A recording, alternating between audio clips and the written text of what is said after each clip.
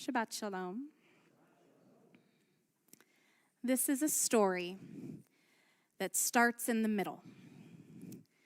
Last week, Hebrew Union College, the seminary at which both Rabbi Khan and I and Rabbi Marty Scharf were ordained, it published the results of a major investigative report by an outside firm called Morgan Lewis.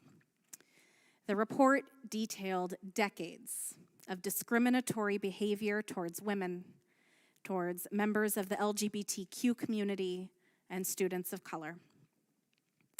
Some of the allegations are egregious abuses of power, like sexual assault, misconduct, and harassment.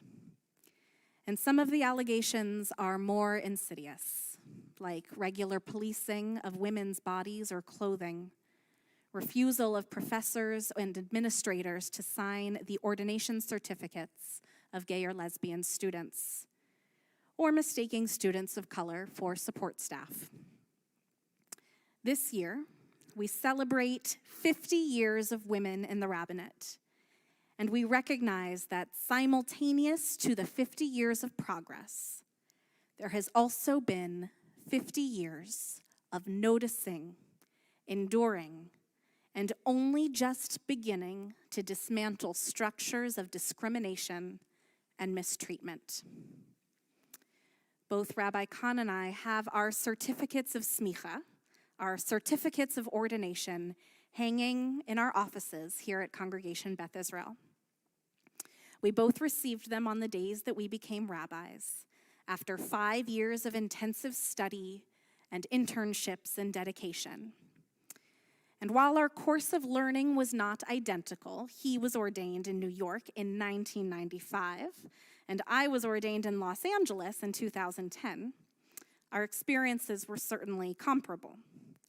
We both studied Torah and Talmud and codes. We both studied history and pastoral counseling. We both had student pulpits and summer jobs at camp. And we both found mentors and colleagues who walked this road beside us. And it wasn't until 2016, 44 years after Rabbi Sally Priesant became the first woman ordained as an American rabbi, that anybody spoke up to demand that the ordination certificates of women and men be created equal. Rabbi Khan's ordination certificate says what every man's ordination certificate in the history of HUC has always said: Morenu Harav, our rabbi, our teacher.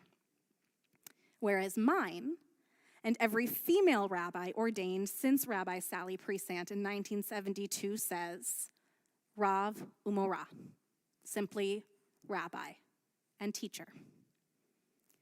The difference is so slight. It is so subtle. Rabbi Mary Zamor, executive director of the Women's Rabbinic Network, explains the difference. Our teacher and our rabbi is auspicious and used since the first ordination at HUC. So it's in the line of tradition, and it speaks of the community. That's the whole idea of a chain of tradition and ordaining, that the community is standing behind you saying, we believe in your authority. In contrast, she says, Rav Umorah, rabbi and teacher, is a nice statement of ordination. It's just that it's bland. It's parv. The fact that it is even different at all is problematic.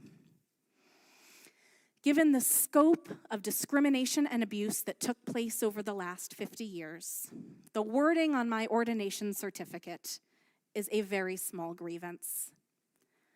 I was never hurt as a student.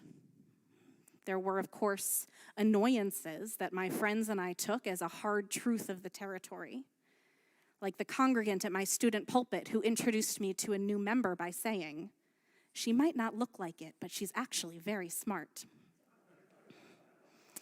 Or my friend who was told that she would be taken more seriously if she wore her beautiful curly hair up in a bun.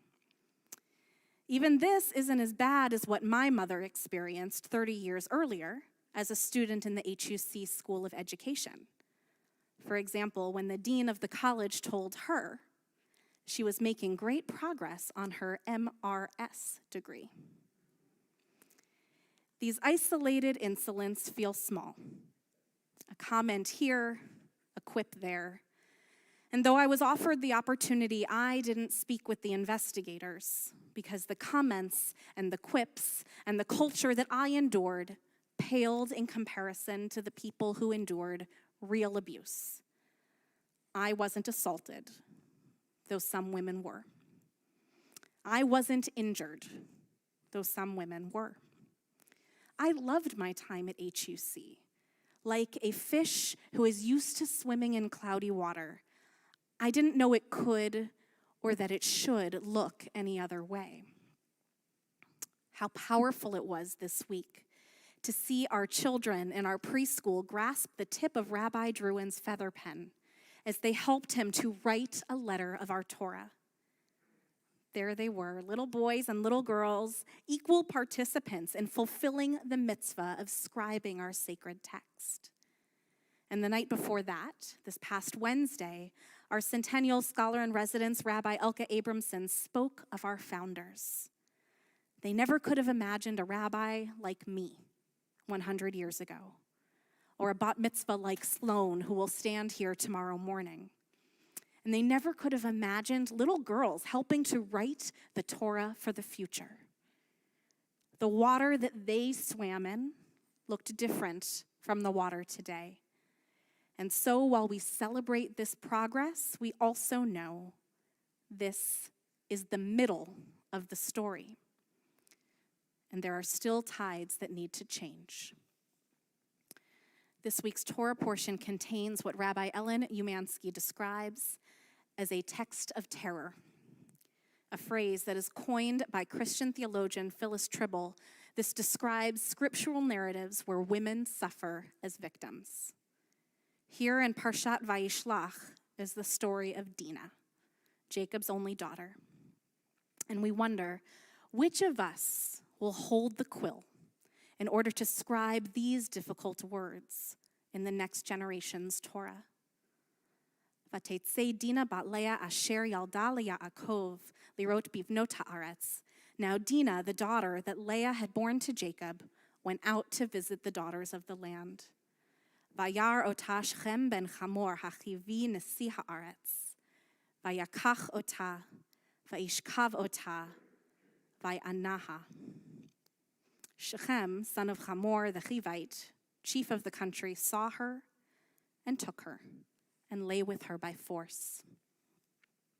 Dinah is raped, and her story is told from the perspective of her brothers. Her story becomes a massacre committed as revenge with violence. The description of the bloodshed in Dinah's honor is several verses longer than the story of her assault. And at no point in the text does she speak. And we barely notice. Because when we swim in the waters of Torah, we rarely hear the voices of women. We become accustomed to our female characters as silent drivers of the story. Women are the people around whom the story cannot go on, but we have to twist and turn the text to actually hear their voices. And many of us have taken to writing them in ourselves. I began tonight's story in the middle, but now we turn to the beginning. In the first chapters of Torah, Eve comes forth from Adam's rib. And Sara is silent when Abraham hears God's call to go. And we can only guess how Rachel feels when Jacob marries not her, as promised, but her sister Leah. And it is Leah's daughter, Dinah, whose silence screams out as we read this text of terror. Nowhere does the Torah tell us who gently wiped Dinah's tears, or who compassionately sewed her torn clothes back together. Torah doesn't tell us who bathed her broken body, or who cradled her gently and said, "I'm ready to listen, sweet Dinah. Begin at the beginning. Tell us your story, And let's not stop until we finally get to the end. Tonight, we are in the middle. We stand in between past and future as we hold up this heavy truth. There has been tragedy and abuse. Women and members of the LGBT community and people of color have been silenced for generations. Both our deepest traumas and our smallest grievances deserve a voice. And so we do not look away. We read Dina's story. We read the stories of the teachers who groomed and gaslit and groped their female students.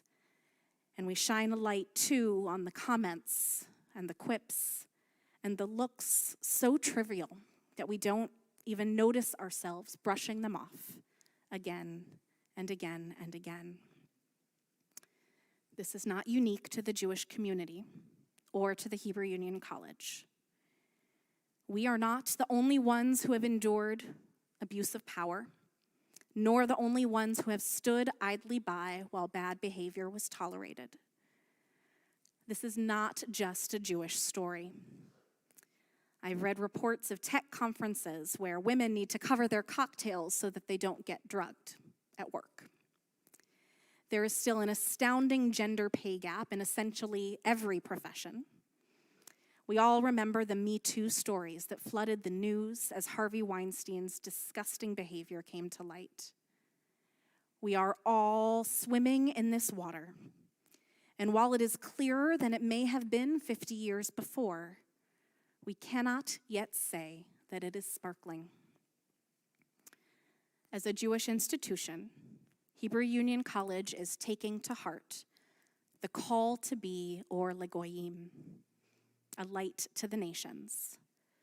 The school that trains Reformed Jewish leaders is holding itself accountable to the highest moral standard.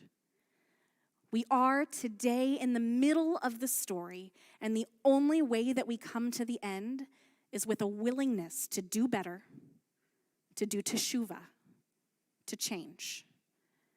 We shine a light on the darkest parts of ourselves and our stories, and we keep that light turned on. In 2016, the college adjusted the ordination certificates and gave female ordinees the option to choose language that is consistent with the language that has appeared on men's certificates since the founding of the school. But my smicha still hangs on my wall, as is. I sit beneath it at my desk, doing the work of a rabbi and a teacher, as your rabbi and your teacher. I ask myself, if I was given the option, would I change it? Would I mail it back for a fresh copy?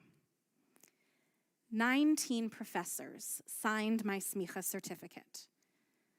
Some of them are the mentors and the teachers whose Torah I carry in my heart every day.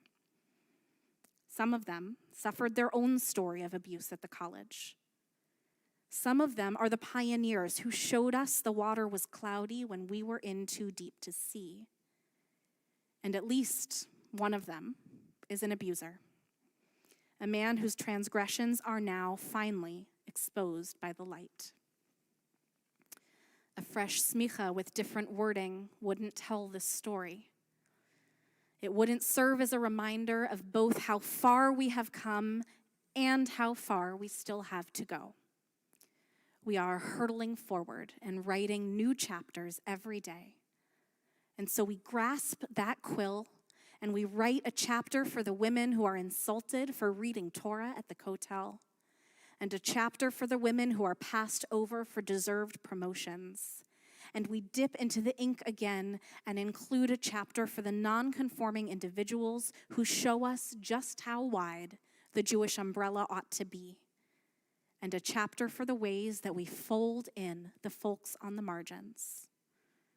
We scribe a chapter for the times when we wipe each other's tears, a chapter for Dina, a chapter for her pain, and a chapter for ours. The middle of this story is very long, but as we bravely turn each difficult page, we come ever closer to the book that we want to read and the waters that we want to swim in. And as Or Lagoyim, we shine a light on our darkest stories. And in the clearest water, at the brightest time of day, we come closer to finally saying the end. Thank you. Shabbat Shalom. We invite Allison Kierman to come and share.